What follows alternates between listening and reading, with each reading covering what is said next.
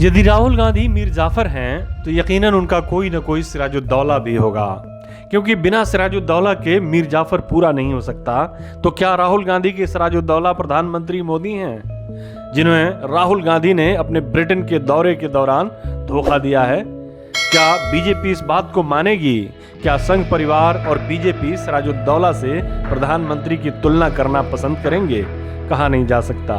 जिस पार्टी की सरकार मुस्लिम शासकों के नाम पर बनी सड़कों, उनके नाम पर बसे शहरों को बर्दाश्त नहीं कर सकती, वो प्रधानमंत्री की तुलना एक मुस्लिम शासक से करना कैसे पसंद कर सकती है? लेकिन ऐसा हुआ है। बीजेपी प्रवक्ता संबित पात्रा ने राहुल गांधी की तुलना मीर जाफर से की है। मीर जाफर कौन?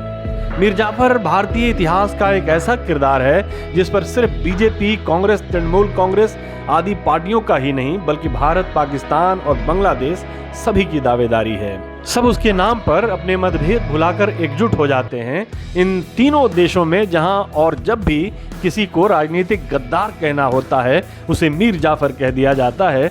भारतीय राजनीति में मीर जाफर के दो और हम मनसब या समकक्ष हैं, विभीषण और जयचंद। इन तीनों का नाम बिना किसी भेदभाव के भारतीय राजनीति में प्रचलित है। मीर जाफर बंगाल के नवाब सिराजुद्दौला का मीर बख्शी था। उसने और कई दूसरे लोगों ने अंग्रेजों यानी ईस्ट इंडिया कंपनी के साथ मिलकर अपने नवाब का काम तमाम करने की साजिश रची थी और 1757 की प्लासी की लड़ाई में उनकी फौज ने अंग्रेजों से लड़ने से इनकार कर दिया और अंग्रेजों को भारत में कदम जमाने का मौका मिल गया।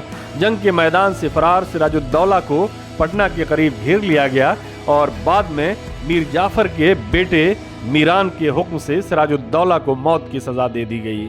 उस घटना से प्रभावित होकर राजा साहब राम नारायण मौजू ने, जो अजीमाबाद यानी पटना के सूबेदार थे, ये शेर कही थी।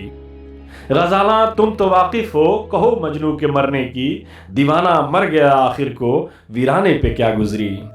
इस शेर के बारे में कहा जाता है कि मौजू को शायर के तौर पर जिंदा रखने के लिए यही एक शेर काफी है। बहरहाल बीजेपी का आरोप है कि राहुल गांधी ने अपने ब्रिटेन प्रवास के दौरान विदेशी धरती पर भारत और भारतीय लोकतंत्र को बदनाम किया है और इसके लिए उन्हें संसद में माफी मांगनी चाहिए और यदि माफी नहीं मांगते हैं तो उनकी संसद की सदस्यता रद्द होनी चाहिए।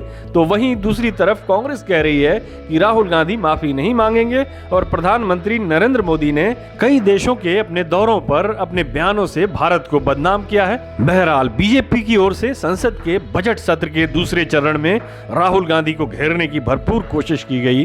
बीजेपी के सांसद निशिकांत दुबे ने एक स्पेशल पार्लियामेंट्री समिति गठित कर राहुल गांधी के बर्तानिया में दिए गए वक्तव्य की जांच कराने की मांग की और जिस तरह पैसे लेकर सवाल पूछने के मामले में एक विशेष कमेटी बनाकर जांच कराई गई थी और 11 सांसदों की सदस्यता समाप्त कर दी गई थी, उसी तरह राहुल गांधी की सदस्यता भी समाप्त की जाए।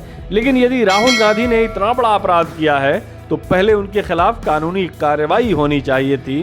छोटी छोटी बातों पर लोगों पर मामला दर्ज करने वाली बीजेपी सरकार को किसने रोका है?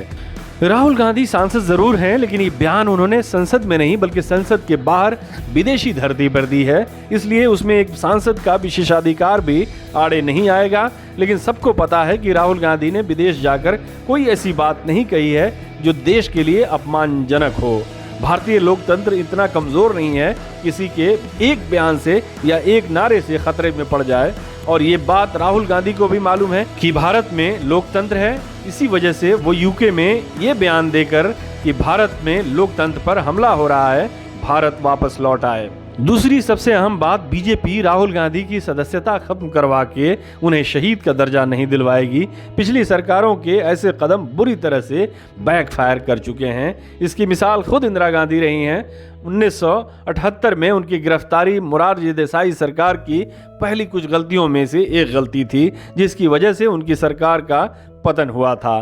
खुद पीएम मोदी भी इसकी एक मिसाल है।